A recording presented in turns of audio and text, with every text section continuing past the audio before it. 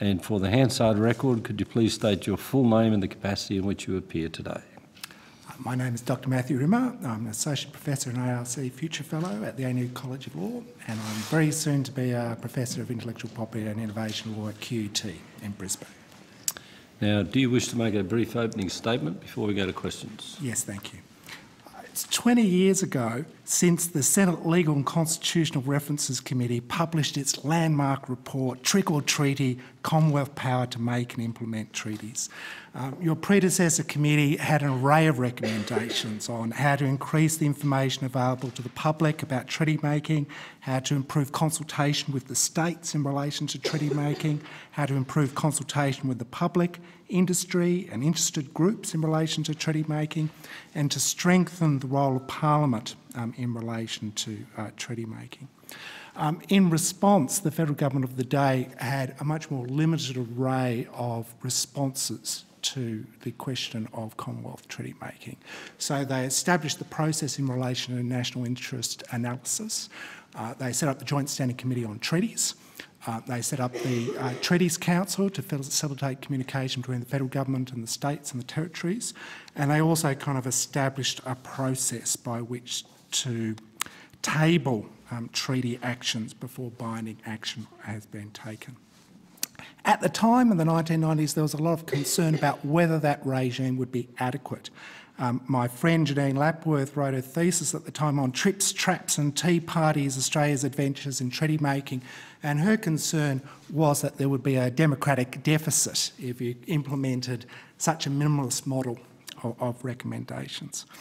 And over the past 20 years, some of those concerns have been confirmed in debates over the Australia-United States Free Trade Agreement, other bilateral agreements like the Australia-Chile Free Trade Agreement, debates over things like the Anti-Counterfeiting Trade Agreement, and the current avalanche of treaties with Korea and China and Japan, and the Trans-Pacific Partnership and RCEP. And I hear that the Trade Minister is also keen on doing deals with India and the European Union. I think the best analysis of the kind of processes come from leading international and public lawyers Hilary Charlesworth, Madeleine Chame, Devika Hovell and George Williams. In their 2006 book, No Country is an Island, they provide a very systematic analysis of some of the problems in relation to the treaty-making process.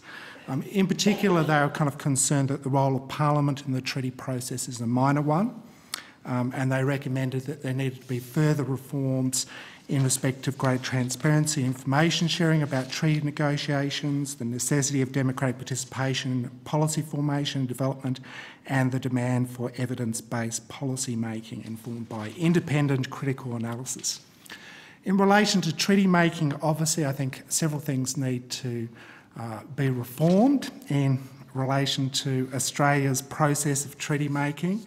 Obviously there is a need to rid ourselves of the secrecy that has surrounded some of the international treaty making processes in Australia. There's been a great deal of concern about corporate capture of a variety of different processes over the last couple of decades. There's a need for future trade agreements and international agreements to be negotiated in an open and inclusive manner. There needs to be broader and inclusive public participation. DFAT at the moment is in a peculiar position of both engaging in the negotiations and then engaging in the assessment of those negotiations. And there's really a need for an independent evaluation assessment of the costs and benefits of international agreements by some other body like the Productivity Commission or the Department of Finance and Treasury. Really there needs to be greater parliamentary oversight of the treaty-making process. So the role of JSCOT needs to be strengthened, and the House of Representatives and the Senate, as George Williams recommends, should have the power to disallow treaty-making action by the executive, including ratifying, amending and withdrawing from a treaty. In addition to my kind of general comments in relation to the treaty-making process, my submissions also really focus upon a number of critical areas in the current debate in relation to trade, particularly looking at the Trans-Pacific Partnership. First of all, I think it's very important to have a look at some of the negotiations at the moment in relation to intellectual property. The TRIPS agreement with the World Trade Organisation laid down certain minimum obligations and standards in relation to intellectual property protection and access to intellectual property protection. The Australia-United States Free Trade Agreement in 2004 required Australia to adopt TRIPS Plus standards, adopting a number of the features of the United States regime, particularly in relation to copyright law and patent law. There was a huge debate several years ago over the anti-counterfeiting trade agreement, and the Joint Standing Committee on Treaties, I think, had its most decisive moment when it kind of rejected the efforts of the government of the day to try to pass the anti-counterfeiting trade agreement. So that particular TRIPS double plus regime was rejected, but you have a similar sort of text and more being imported into the intellectual property chapter of the Trans-Pacific Partnership. WikiLeaks has leaked a couple of versions of the intellectual property chapter of the Trans-Pacific Partnership. It's quite extensive in terms of its proposals in relation to higher standards in respect of copyright law, trademark law and related rights, patent law and related rights in relation to things like data retention, trade secrets protection and enhanced intellectual property enforcement. There's a great deal of concern about whether that model is a well-balanced regime, both in the United States and across all the other members of the Pacific Rim. And there's been a great deal of controversy over whether such a regime is appropriate or well adapted for Australia. Secondly, my submission also looks at the investment chapter, and we have had the benefit of the WikiLeaks leaking the latest version of the investment chapter of the Trans-Pacific Partnership, which is quite revealing in terms of the strategies that are being employed by the various nations involved in the discussions in relation to the Trans-Pacific Partnership. There's huge controversy over the inclusion of investor clauses in trade agreements at the moment. In the United States Congress, there has been ferocious opposition to investment agreements, both from members of the Democrats, like Senator Sherrod Brown and Senator Elizabeth Warren, but also some Republicans are very kind of nervous about the operation of investor clauses. Moreover, Hillary Clinton has kind of come out in her book Hard Choices and has said that she opposes the inclusion of investor-state dispute settlement regimes. The leaked draft is very kind of interesting in terms of actually kind of seeing the text that's being kind of proposed. I think a lot of my kind of concerns about the regime remain, having kind of read this kind of leaked draft chapter. I mean, obviously there have been some efforts by the Department of Foreign Affairs and Andrew Robb to protect and preserve certain sorts of topics. So there's an annex on health which tries to remove the PBS and the Medicare Benefits Scheme and the Therapeutic Goods Administration Scheme, the Gene Technology Regulator from the operation of investor clauses.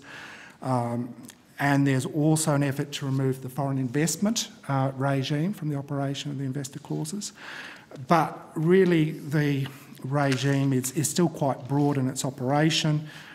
Intellectual property is still subject to investor actions in certain sorts of situations, not all situations. The exceptions in relation to health and the environment and labour rights are quite weak.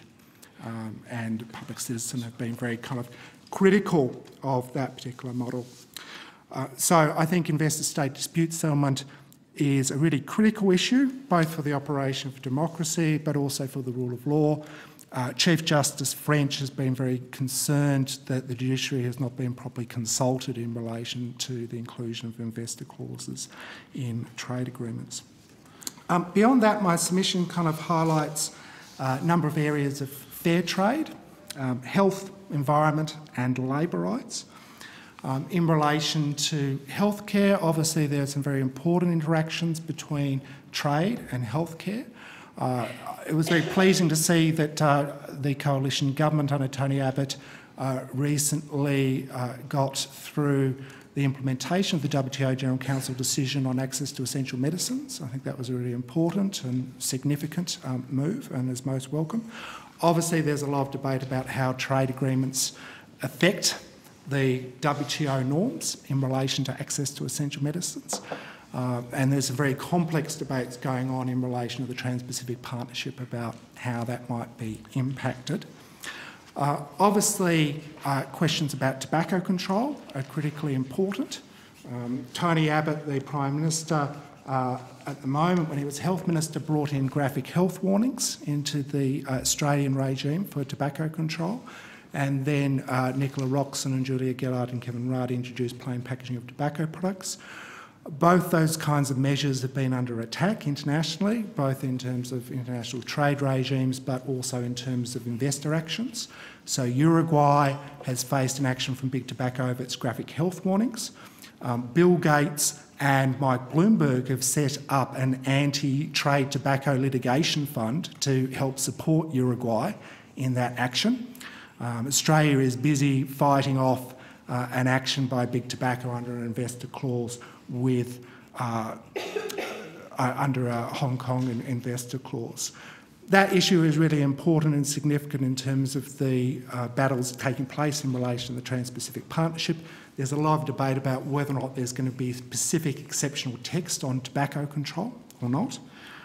So I think that's going to be a critically important issue, particularly as plain packaging has since been adopted by Ireland and the United Kingdom, and a number of other countries are seeking to follow Australia's lead. There's also a lot of concern about the impact of trade agreements upon the environment. The Obama administration have been busy trying to boost the green credentials of the Trans-Pacific Partnership. WikiLeaks, though, leaked the environment chapter of the Trans-Pacific Partnership, and the environment chapter, unfortunately, is really quite a weak regime in terms of its level of environmental protection that it offers. It's been kind of roundly criticised by some of the leading environmental groups like the Sierra Club and 350.org with Bill McKibben and WWF and Friends of the Earth and others. And there's been a great deal of concern that the regime is very limited and kind of lacks strong enforcement regimes. It has very patchy coverage of key environmental issues, so there's a little bit upon fisheries and biodiversity and climate change, but nothing really very substantive.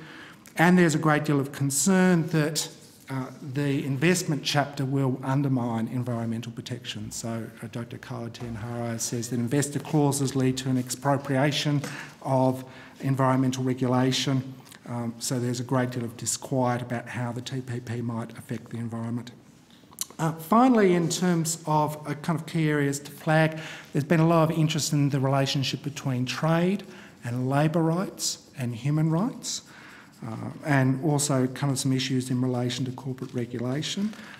You've already had submissions this morning about trade and labour rights, but I thought I just might add that Rob Reich, who is the former Clinton Labor Secretary, had a really interesting piece in the Huffington Post today about trade and labour rights, and he kind of complained that as Labor Secretary under the Clinton administration, he really lacked the ability to identify breaches of labour rights that were going on in NAFTA countries.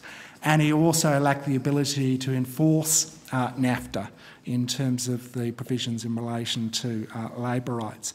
And he thought that was very problematic, and he has kind of quite deep concerns about how the Trans-Pacific Partnership might operate in relation to labour rights, both in terms of jobs and wages, but also in terms of the impact upon things like forced labour and treatment of unions and union officials.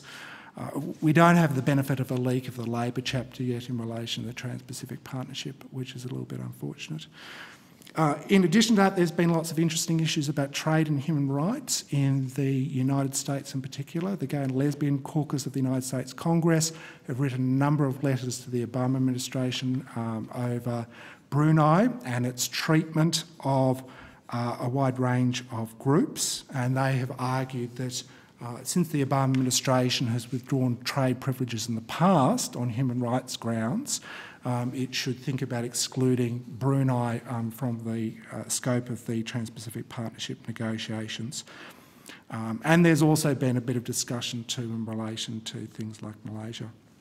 Just a final little comment would be there's also been quite a lot of discussion about how trade affects financial regulation. So Senator Elizabeth Warren has kind of been particularly interested and concerned about that issue. If you dig through the new investment chapter that we have available, there's certain efforts to try to exclude certain sorts of areas of financial regulation from the operation of investor-state dispute settlement, but by no means kind of comprehensive. There's a very ferocious battle going on between the United States Trade Representative Mike Froman and Senator Elizabeth Warren about whether or not the deal protects financial regulation or whether it undermines financial regulation. All right, thank you, Dr. Rimmer. Look, just before we go to Senator Wish-Wilson, we have made 2,847 treaties since 1901. 1,800 of them are still current. In terms of the treaty-making process, would you like to summarise your position in why it needs to be revisited? Is it consultation, transparency, inclusion of a wider scope of things, unforeseen things like intellectual property, which via the internet are now more... Look, I think there are a wide range of factors to think about in relation to the question of why there's a need to improve treaty-making processes at present. I think there have been a series of radical transformations from the multilateral trading regime that was set up in 1904, big mega bilateral deals like the Australia-United States Free Trade Agreement, and the current mega regional trade deals which cover such a wide array of different topics. I think in some ways in Australia some of the very fundamental problems about the relationship between the Parliament and the Executive have been left unresolved. And particularly for those in opposition, that's something to think about very seriously. I remember when the Australian Labor Party was in opposition during the Australia-United States Free Trade Agreement debate. The Howard government tried to railroad the trade agreement as quickly as possible through the House of Reps and the Senate. The Australian Labor Party had very little time to respond to that agreement, and Howard very successfully kind of wedged the ALP in terms of that debate, and Mark Latham was the leader at the time and had to work out some sort of compromise in which they would support the agreement but have protections against evergreening in relation to drugs and issues in relation to local content. So I think that sort of experience certainly should heighten the need for opposition parties in particular to think about how they prepare themselves for mega trade deals, because otherwise it can have a very adverse impact upon them politically. I think the government of the day has all the advantages in terms of it has all the help of the public service. The deal's a secret before it's released. I think most people on this side of the table understand the political issues. What I'm more interested in is, has there been a fundamental shift in the scope or application of treaties which requires the Parliament to look at the treaty-making process outside of political concerns, because we're all in opposition, we're all in government, we know the game there, but has anything fundamentally changed in the last decade? Well, I think it has fundamentally changed in terms of the layers upon layers of agreements that have been established and set up, because they're setting up higher and higher levels of obligations, and the explosion of investor actions has really shifted the ground in terms of what is kind of taking place at the moment. You don't merely have country-to-country disputes under trade agreements. You can kind of have company-to-country disputes that can take place, which can challenge a wide variety of different forms of regulation. But I think there are real problems in terms of comparing what takes place in relation to the treaty-making process with the other processes that operate in relation to Parliament. Both in Australia and elsewhere, like the United States, there's some concern that if you don't get your way through normal processes, if you stick something in a trade agreement, that might be a means to fast-track something that might be otherwise politically unpalatable or unpalatable to the public. So I think those issues are very pertinent and very significant. Senator Whish-Wilson, and then Senator Batt. I've got a cynical question for you, Dr. Rimmer, because I know you're a trade observer on a very, very big scale and you're very active in your commentary. Why is this such a huge issue in the US political realm, and it has been in Europe but not in this country? Well, I mean, in the United States, it's kind of fascinating, the battles they're playing out at the moment in relation to the fast-tracking of the Trans-Pacific. Straight from House of Cards episode. I mean, it is a House of Cards. I was kind of busily scribbling down the numbers before I came to this hearing in terms of what they need to do for the House of Representatives and for the Senate in the United States Congress to get the fast-track authority for Obama up.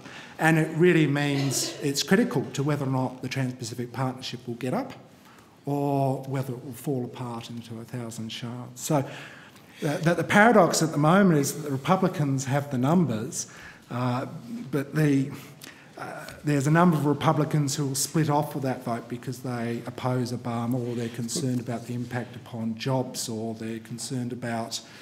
Well, this is where I'd like to drill down on this, because it really comes to the heart of why we're doing this. We've heard a lot of evidence that the lack of transparency in the Australian process has led to a disinterest or a disengagement because people aren't aware of it in different, whether it's business circles or academic circles, and therefore it's not a big political issue. It's not covered much in the mainstream media. But it's the opposite in the US. Why is it a big political issue in the US? Is the US population more aware of what's going on around trade, or is the loss of jobs around manufacturing a much bigger issue than it has been here? We've heard from the unions today that it's been severe here as well. I'm just fascinated as to why there's a cultural... Well, for the Democrats, it's a huge issue. I mean, in the Congress, there are a lot of Democrats who are concerned about the impact upon jobs and labour rights and the operation of unions. The union movement has said that they will only support those Democrats who are going to oppose the fast-tracking of the Trans-Pacific Partnership. So they've been very vocal and very well organised. The environmental movement has been very concerned about trade agreements and investor agreements being used to undermine environmental protections and to halt climate action. So some of the key environmental groups have been very active, and some of the members of the Democrats have been very concerned about environmental issues. Obviously, public health is a huge issue as well in terms of the drug prices in the United States. So that issue has been very competent there. And the question about financial regulation in the wake of the global financial crisis has been very pertinent. So it's kind of touched upon a number of pressure points, but it is also kind of focused upon the relationship between Congress and the executive. And Congress is definitely is in a stronger position than the Australian Parliament, because at the moment it has the ability to either grant or withhold a trade promotion authority. So as a result, the Obama administration has been heavily lobbying members of the House and members of the Senate to try to get enough votes to get up the fast-track bill. Obama's had one big success. Senator Ron Wyden used to be a very big critic of trade deals. He has been swayed to help sponsor Obama's fast-track bill.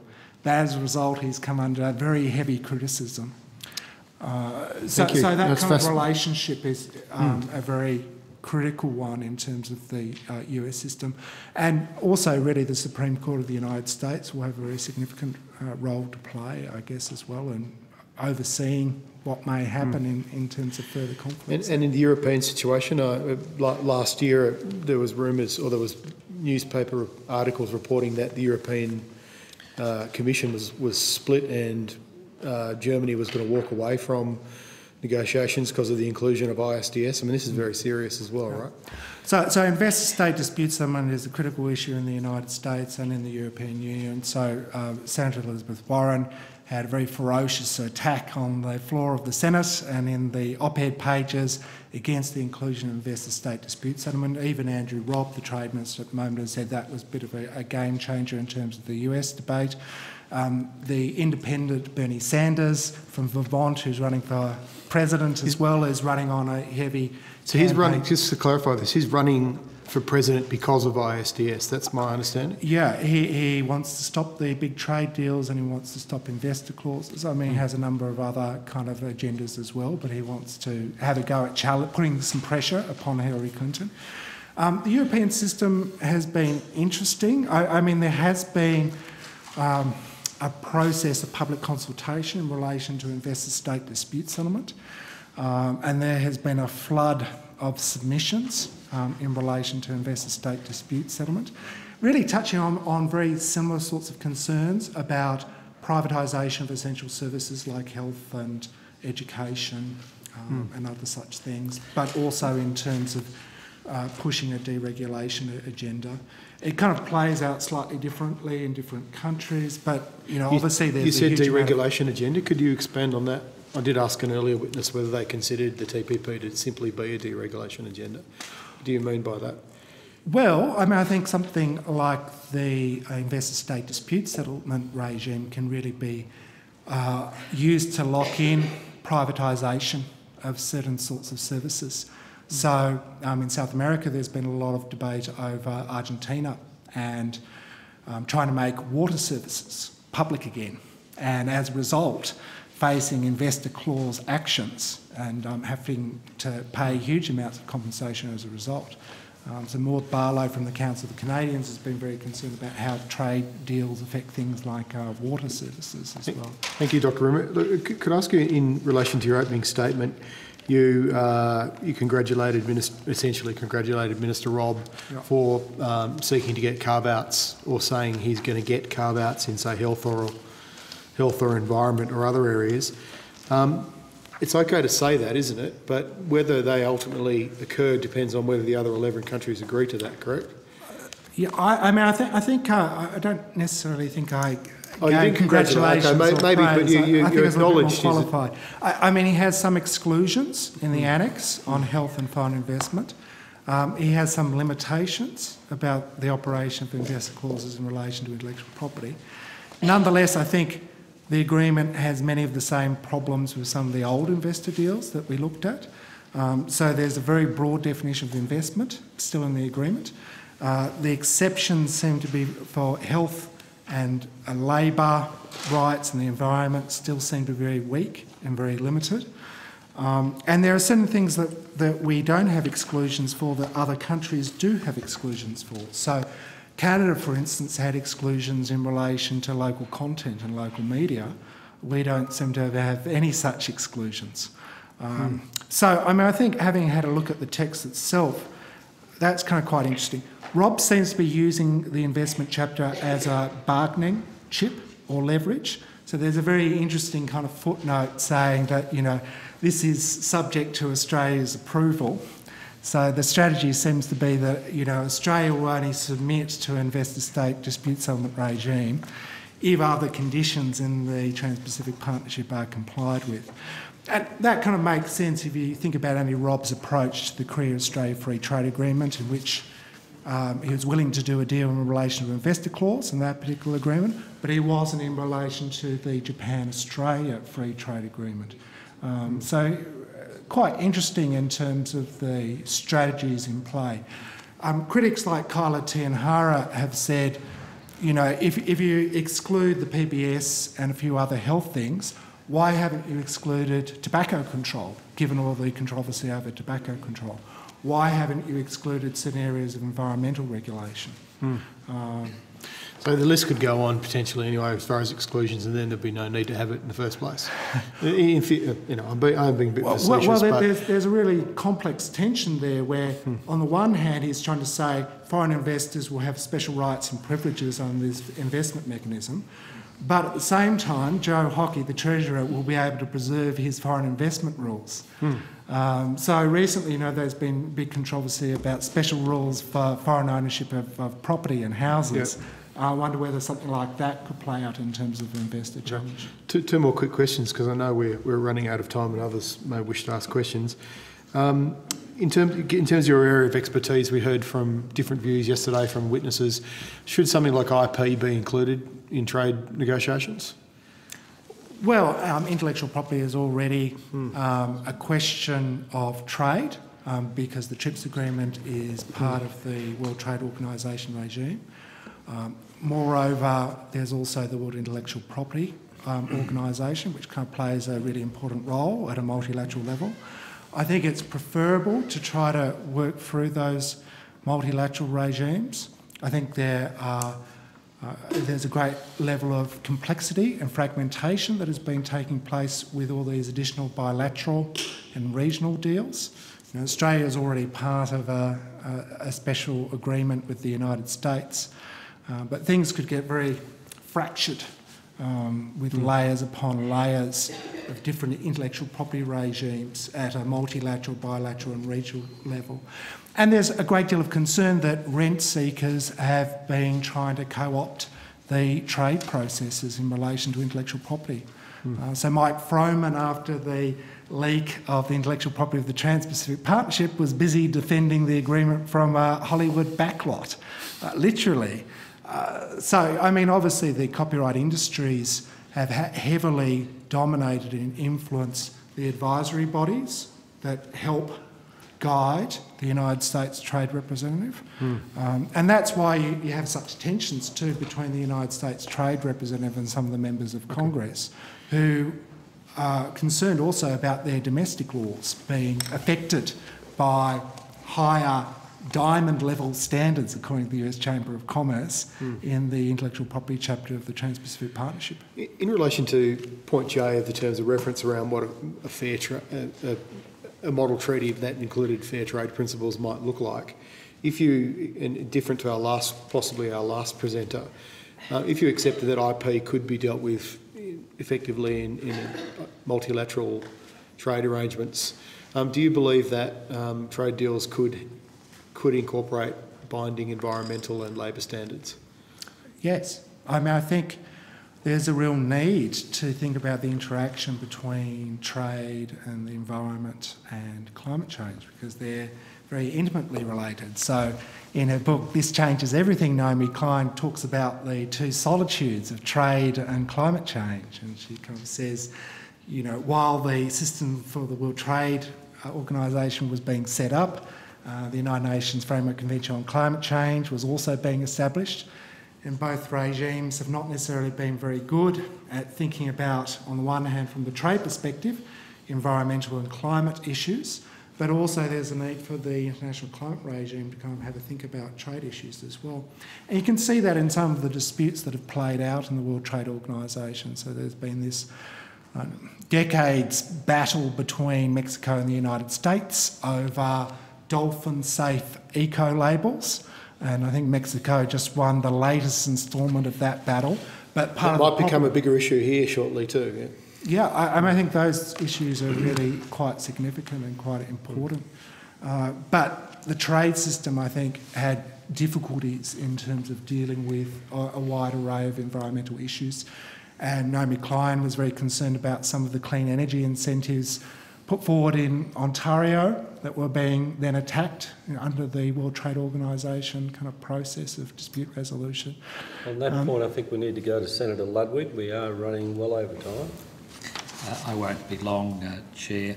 Just on item, well, before I start then, can I thank you for the comprehensive submission that you have made as well. On 4 on page 342, just wanted you to expand on your view there just a little. You say the Australia's treaty-making process should be reformed to allow for greater parliamentary oversight. The House of Representatives and the Senate should have the power to disallow treaty-making action by the executive, including ratifying, amending and withdrawing from a treaty. How could we achieve that, in your view?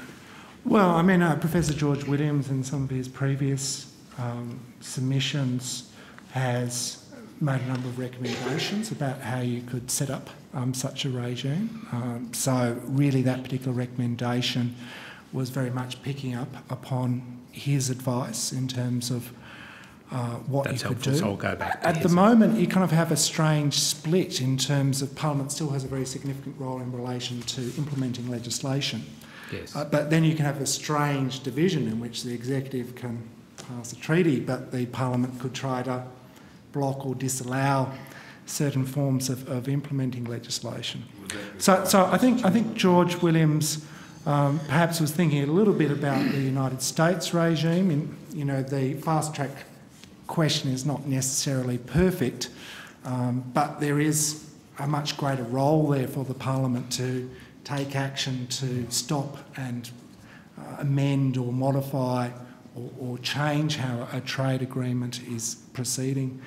But there's really a critical need to strengthen the role of the Joint Standing Committee on Treaties in terms of the role that it plays in the system. It's really taken... the one occasion I can think of is Kelvin Thompson, who sadly is recovering from a heart attack, I heard. He played a very kind of critical role in terms of trying to mediate between all the competing views on the committee over the anti-counterfeiting trade agreement. And in that inquiry, his view was really the committee should have played a much greater role, particularly in its discussing the issue with the Department of Foreign Affairs in terms of the negotiating principles and their objectives and the textual options there. He was very concerned that the agreement was being thrust upon the committee. The Department of Foreign Affairs and Trade was giving very little in the way of information or advice. And I think his kind of conclusion at the end of that was to delay the anti-counterfeiting trade agreement. But he and Melissa Park and Tim Watts and Senator Ludlam and even Simon Birmingham to some extent all made suggestions that there needs to be a more robust role played by the Joint Standing Committee on Treaties, particularly in overseeing the Department of Foreign Affairs and Trade in terms of the work that it does, particularly because it's both at the moment both negotiating the agreements and then providing information and advice on those agreements. And the Productivity Commission has been very critical. The Department of Foreign Affairs and Trade has oversold some of the agreements that has entered into the past, and there's been some similar criticisms by the Harbour Competition Review and also the Gruen-Nickel report on pharmaceutical drug patents. There was some very similar criticism in relation to those sorts of issues. Thank you. Thank you, Chair. I just wanted to ask, if I may, further to Senator Ludwig's question, would to give effect to your point 4, would that not require a change to the Constitution? Well, I think it's a kind of an interesting kind of constitutional question in terms of, in some ways, the Constitution is very much focused upon the supremacy of the Parliament in a number of different ways.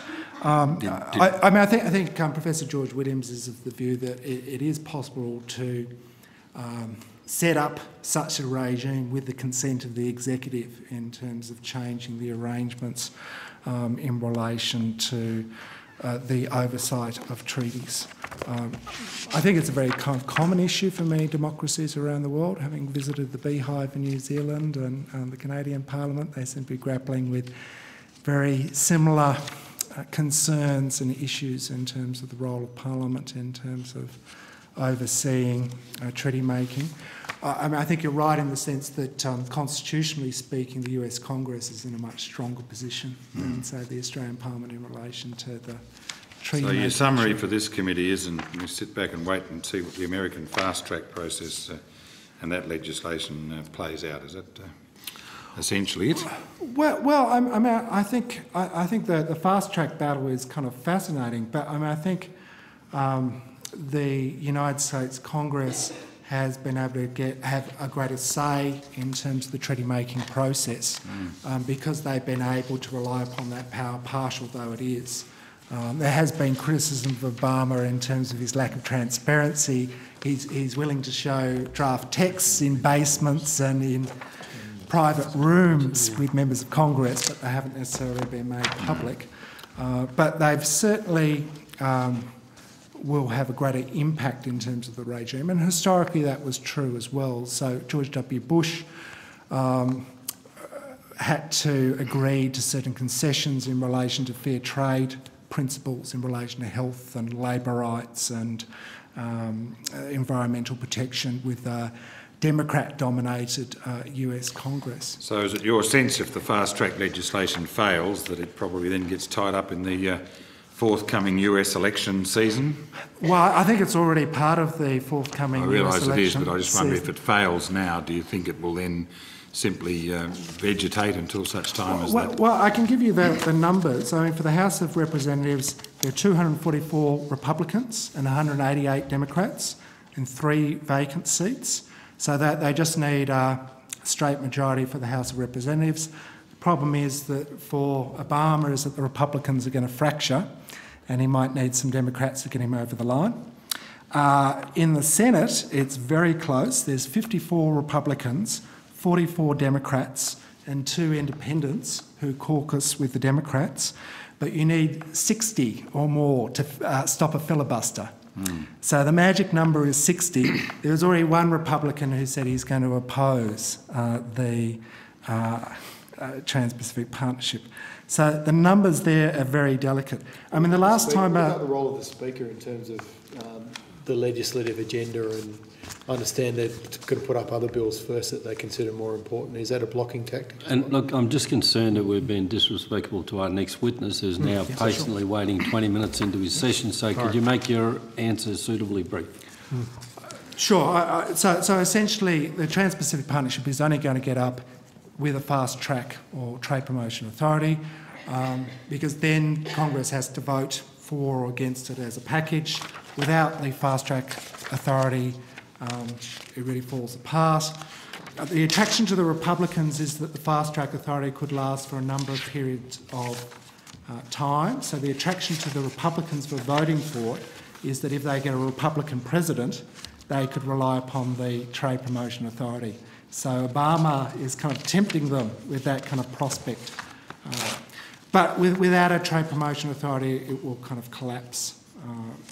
But really they have a long period of time to push with the current numbers to see whether or not they can get something up.